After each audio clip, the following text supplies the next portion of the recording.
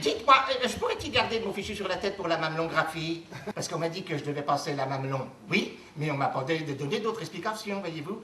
Il y a juste eu votre courrier et puis mon toubib qui m'a dit que à mon âge, ce serait préférable. C'est de la... Comment il a dit? De la prévention. Il m'a dit que c'était de la prévention. Oh, dites-moi, pendant que j'y suis, est-ce que vous pourriez tout regarder? Parce qu'on m'a parlé d'un autre dépistage chez Mme Pichon qui m'a dit... Et elle m'a dit que c'était une autre paire de manches, non? Ce sera possible ou pas? Bonjour, docteur. Bonjour.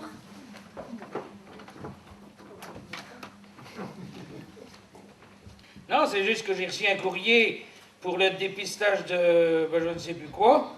Comme quoi, il fallait prendre rendez-vous avec le médecin traitant pour consultation, explication et tout est fréti. Alors, me voilà, prêt pour la manœuvre. D'accord. Donnez-moi. Sinon, autre chose? Non, mais rien de particulier. Moi, je vous dis, docteur, je suis pas tous les jours à me regarder non plus. Hein. Je comprends. Et justement, le dépistage sera cela. Nous vous demandons de faire ces analyses que nous analysons dans nos laboratoires. Vous rigolez? Ok. Non. Là, il va falloir que j'envoie le paquet dans le bocal, mais le pauvre gars qui va recevoir ça va devenir pour son argent. Non, ce n'est pas exactement comme ça que ça se passe. Le dépistage, ça permet quand même de diagnostiquer des cancers du sein à un stade précoce.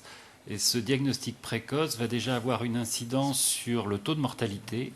Et on sait que le taux de mortalité, dans le cadre du dépistage, effectué tous les 2 ans, permet de le réduire de 35%. Que maintenant, le dépistage a permis de diagnostiquer des cancers du sein avec de l'imagerie, c'est-à-dire qu'on va faire une mammo et sur la mammographie, on voit un petit truc, on voit quelque chose. Alors ce petit truc, ce quelque chose, ce n'est pas toujours un cancer du sein. Il faut bien comprendre qu'un dépistage positif, en première lecture, n'est pas un cancer du sein. Un cancer du sein ne sera quelque chose de validé, de diagnostiqué qu'après une séquence de diagnostic où il y aura des prélèvements qui sont faits. L'ensemble des médecins généralistes dont je fais partie sur l'Orne ont fonctionné. Annick, avec son équipe, a très bien joué parce que l'adhésion de tout le monde a été obtenue. La formation des médecins a été excellente. On a su leur faire comprendre que malgré tout le travail qu'ils avaient en main, finalement, cette transformation de leur médecine allait leur redonner peut-être un potentiel d'action et finalement un aura meilleur. Et donc je crois que c'est parti pour être gagnant sur notre territoire. En tout cas, j'espère que notre expérience rebondira de façon positive sur le reste de la France.